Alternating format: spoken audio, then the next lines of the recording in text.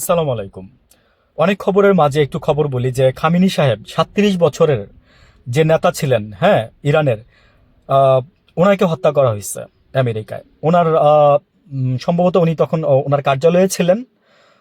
৪০টা বোমা ফালানো হয়েছে এবং উনি মৃত্যুবরণ করেন, শাহাদাত বরণ করেন। আল্লাহ ওনাকে বেহেশত নসিব করুক। তো উনি ৩৭ বছর, এবং এই একটা নেতাকে আমি দেখলাম যে মুসলিম নেতা যে চোখে চোখ রেখে কথা বলছে, আর কাউকে আমি দেখি না। খামেনির মৃত্যু কোথায় গিয়ে ইরান এখন শুনতেছি যে ওদের মধ্য থেকে যাকে আপনার বাছাই করা হয়েছে উনি নোবেল বিজয়ী, বুঝছেন তো এখন। তো ওনার সাথে নোবেল বিজয়ী মানে মিলাই নিয়েন, নোবেল বিজয়ীর খুব পছন্দ, এবং নোবেল বিজয়ীদের আমেরিকা ওই জন্যই নোবেল বিজয়ী করে। ভাই, হিস্টোরি বহুত, বলতে গেলে 4 ঘন্টা লাগবে। তো যেটা বলতে যাচ্ছি সেটা একটু বলে যাই, শর্টস ভিডিও তো তাই। খামিনির মৃত্যুটার পরে আপনার যারা নাকি এই যে নোবেল বিজয়ী একজনকে সম্ভবত ওরা মনোনয়ন করছে যে উনি প্রেসিডেন্ট হবে সামনে, তো ওনার সাথে ট্রাম্প বসতে রাজি হয়েছে, ওনার সাথে বসতে ট্রাম্প রাজি হয়েছে। তো এটাই ছিল মেন রিজন। এবং এই যে অনেকে বলতেছে যে আফগানিস্তান এবং পাকিস্তানের যুদ্ধটা আগে আমেরিকায় লাগাইয়া তারপর ওদেরকে ব্যস্ত রাখা হয়েছে। এবং সবচেয়ে মজার ব্যাপার হচ্ছে যেটা যেটা ভাবতেছিল মানুষ, এবং আমিও মনে করছিলাম যে রাশিয়া এবং চীন সম্ভবত ইরানের পাশে মানে মানে সাথে সাথে দাঁড়াবে।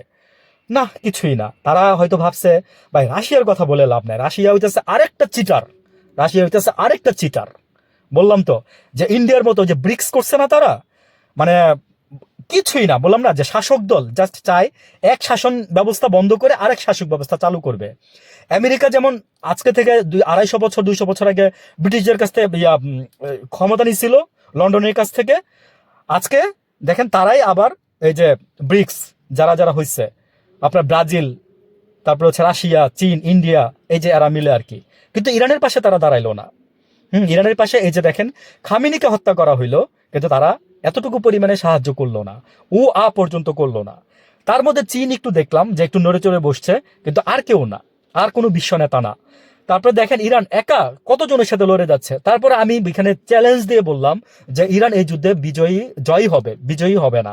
বিকজ তাদের হাতে কিছু ইনস্ট্রুমেন্ট আছে, হরমুজ প্রণালী আছে, আর হচ্ছে আপনার আরো কিছু ইকুইপমেন্ট আছে, যেগুলোর কারণে ইরানের সাথে অনেক কিছু করতে গেলে আগে বহুত হিসাব নিকাশ করে তারপর আগাইতে হবে।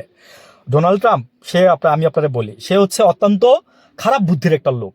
তার মানে খারাপ বুদ্ধি এতটাই তার মাথায় খেলে, হ্যাঁ, যে সে মনে করেন যে আপনার সারা পৃথিবীর মধ্যে সে মনে করেন যে সবসময় একটা গ্যাঞ্জাম লাগায় রাখে, সবসময় একটা গ্যাঞ্জাম লাগায় রাখে সে পৃথিবীটার মধ্যে, তার স্বার্থের জন্য। ভালো থাকবেন সবাই, আসসালামু আলাইকুম।